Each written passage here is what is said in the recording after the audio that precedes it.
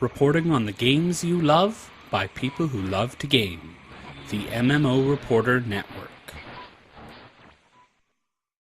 It's been a great day here at the second day of PAX. I made it over to the Guild Wars 2 anniversary event and really had a great time watching the sneak peek of the future content. That looks like a lot of fun. Must be really hard to keep your mouth closed as things go on. But before we get talking about that, for those who don't know who you are, why don't you introduce yourself and let them know what you do with Guild Wars 2? Sure. My name's Regina Buenaobra. I'm the North American Community Team Lead, and I manage the team here on this side of the Atlantic, doing all sorts of community stuff. Awesome. And it is turning, from launch till now, even before launch, it is being such a vibrant, strong community. I think of all the games that I've been lucky enough to cover, it's the one that has probably the most fan art that I have ever seen in cosplay and stuff. It must be fantastic, being able to interact with that sort of community so much that's so active. Yeah, I really think that the art style of the game and the design has really helped inspire the players to create all sorts of cool things, and it's really gratifying to see all that stuff out there. And of course, we try to share as much as we can. And it is a very, very interesting community. I think one of the nice things about Guild Wars 2 as well is the forums are probably one of the least troll-heavy that I've been lucky enough to participate in. Is that a lot of work on your part, or do you think it's just the community that has built up is something that's overall mostly positive? I think there's a lot of factors that play into why our forums are the way they are. I think the game design really lends itself to players helping each other within the game, and some of that kind of transmits to how they interact on the forums. We're not perfect. It's always a continuous battle. We do the best we can. It is a lot of work. We do have a moderation team that is always looking out to keep the discussion civil and polite. So awesome. And we started to see as well, we start to get some messages for the podcast about all sorts of fan events. What is ArenaNet doing to help promote those fan events and to build that community in-game as well as sort of outside of game?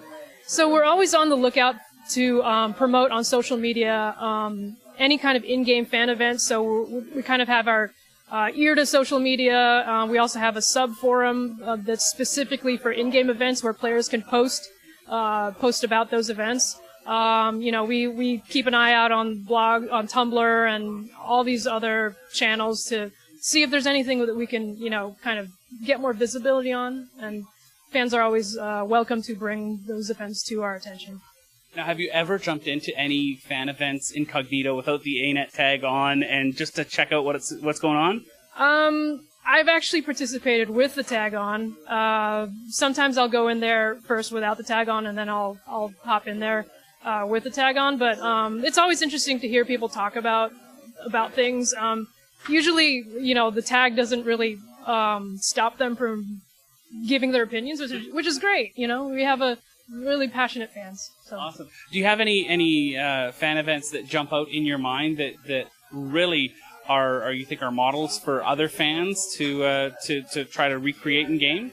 I think the Pink Day in LA annual charity event for breast cancer research is pretty good. It's been going both for the original Guild Wars and with Guild Wars 2, and the organizers there have tried to make it bigger and better every year.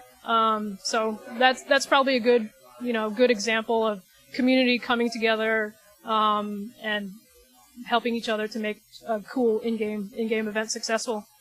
So we've had lots of different stories that have come out with the Living Story, with the launch of the game, including, the personal story and all the Living Story bits. Is there anything that's your favorite to go through as you go through with alts and you've gone through it a couple different times? Do you have anything that really is your favorite moment in the game to play through? For me, it's just a lot of little moments that help give flavor to the world. I like playing the Living Story and my own personal story, but what I really like about Tyria and the world that was built, that we built, is that there's a lot of places in the world where you can just talk to NPCs and it just everything comes alive, and I just really like exploring. So. Awesome. And Guild Wars 2 does lend itself very well to players who do just want to explore the world. There's not a lot of places that you see in the world that you actually can't get to. So that's a really exciting thing. Is that your sort of gameplay style when you get in game? Are you an explorer and you like to get all the little nooks and crannies? Yeah, I definitely like going for exploration. I just like, looking at what the designers added, like the little in-jokes, the references, callbacks to the original Guild Wars. I just like going through every nook and cranny, and if I decide I need to complete a map, I'll just do everything in that one map. I'll just really focus on that thing. Are you a jumping puzzle fan? I try jumping puzzles. I do my best. I will always try it, but I'm not the best jumper. So. I don't know if you've seen the fan video that takes Trouble by Taylor Swift and changes it to jumping puzzles. Have you seen that video? I have not, but it sounds excellent. You need to look it up, because every time I try a jumping puzzle, it jumps, right into the forefront of my mind, because I, like you, have issues with that space bar. It's not my friend always. Yeah, definitely not. Not my friend either. Now, were you? I was never able to be successful on the jumping puzzle for the Christmas, for the winter jumping puzzle where the platforms. I could never succeed.